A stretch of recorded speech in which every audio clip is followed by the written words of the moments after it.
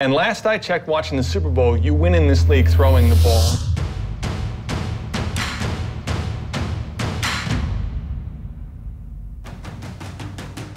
Welcome back to SB Nation. The 2012 NFL Draft has concluded. The AFC North, I'm calling them the Norte, has drafted players, and we're going to talk about them. Let's start with the Browns of Cleveland. The AFC North. Yeah. So the Cleveland Browns, I'm not a very big fan of their draft. I mean, I know their offense last year averaged only 95.7 yards per game. They were 28th in the league. Do you know rush. that? Because you just had to I just looked at it. Okay. Rushing the football. They weren't good running the football last year. Right. So I understand getting Trent Richardson and maybe, trading up to get him. The problem I have with it is I don't think that running back should be taken in the top 5, let alone the top 3.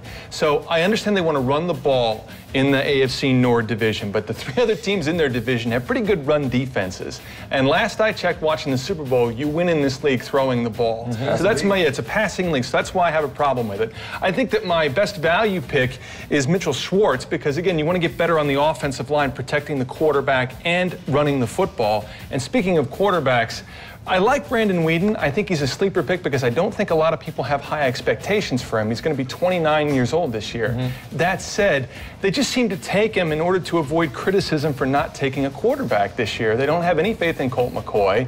And there's no way that you take Brandon Weeden, who's going to be 29, and not start him week 1. So that's my issue with the Browns draft. One guy that I think you overlooked, Emmanuel Acho out of Texas, comes from a great family, and he's got a high motor.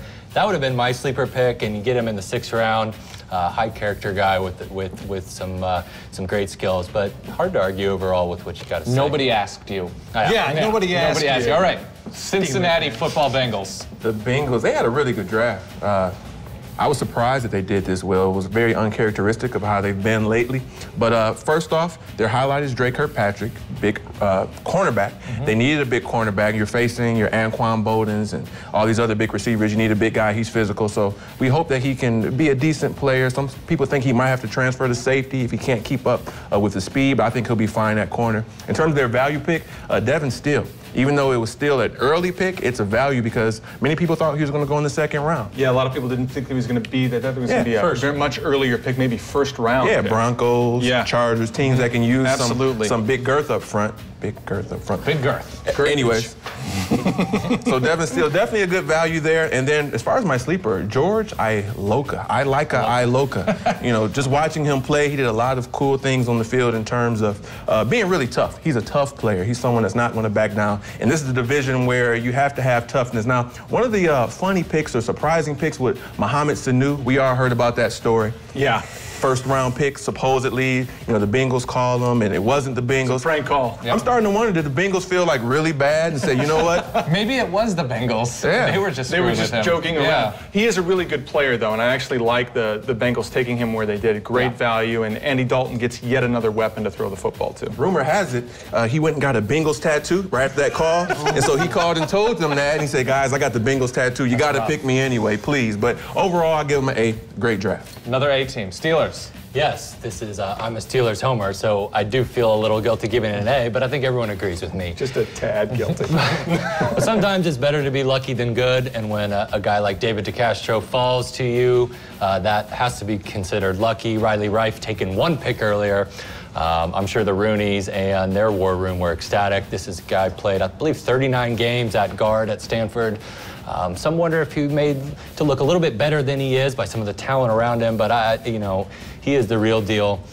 No doubt about it. Steelers have been really, really hurting on the interior of their offensive line. They get a little bit of a risky pick. Well, it's not really risky, but Mike Adams, the offensive tackle, who had that marijuana issues come up right before it.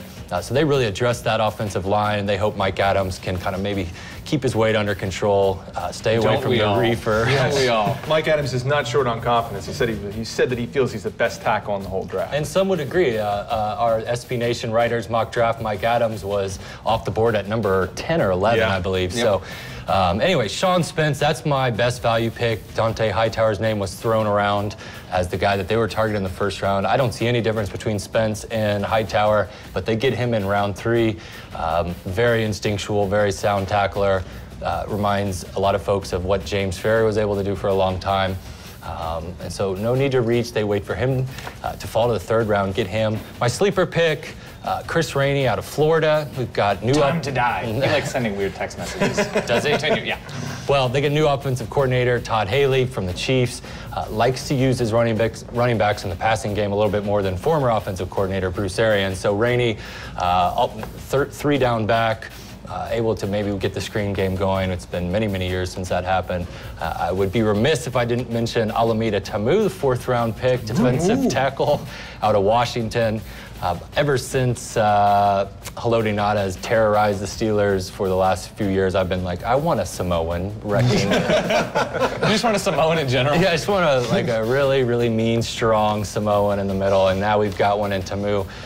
Durability concerns, but if he can stay on the field, Casey Hampton's replacement seems to be in place. So I'll give it an A. Are you going to go through the whole Steeler roster? Yeah, I'm Is that what's gushing. going to happen? All right, I'm going to finish this off with the Baltimore Ravens quickly. Courtney Upshaw, coming off of a season at Alabama where he played a lot of end, but in the in the Ravens system, he's listed an end, but he'll be playing outside linebacker. A steal for where they got him. They traded down, of course, to get him. And the rich get richer on the defensive side of the ball. Exactly, yes. So I really like what the Ravens have done, especially in a division when you look at Cleveland, Cincinnati, 2 teams. I mean, Cincinnati was a playoff team. Cleveland's rebuilding with all these picks. The Steelers, obviously, you have to fortify that defense.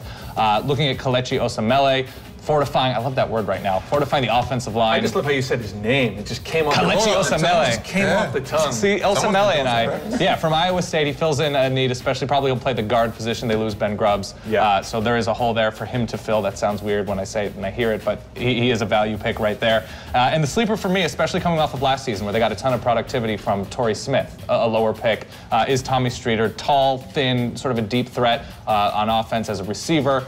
Didn't do a ton at Miami because of Ja'Cory Harris, but who really, I mean, that's the story with a lot of people at Miami. Didn't do a lot because of Ja'Cory Harris. Yeah. So the Ravens sort of versatile all over the place, but address a lot of the needs, especially up front on both sides of the ball. And it's hard to argue with them getting bigger, stronger, faster. So. Issues with those Ravens wide receivers last year, and Streeter coming in is a very interesting pick. Absolutely. Because if he develops, then Joe Very Flacco. Raw. They get him late, raw, but if he develops, if he develops, it's then a Joe home run. Flacco is looking really good right now. If James Harrison gives him time to throw the football, Yeah, that's the key. James Harrison is willing to hunt any one of us down. But if you're a Steelers, Ravens, Browns, Bengals fan, first of all, if you're a Browns or Bengals fan, I'm so sorry. But agree or disagree with our analysis. What did you think of your team's picks? Comment down below. Subscribe up above for all of our wraps and grades. It sounds like we're giving away like sandwich wraps. Here we go. That sounds delicious. What sandwich wraps you got? I would go I'm with like vegetarian. a turkey I was told avocado. sandwich wraps was involved. I'll eat tuna. Like a pita wrap would actually be Trying to ideal. get to here we go, Steelers, here we go. You're not getting it.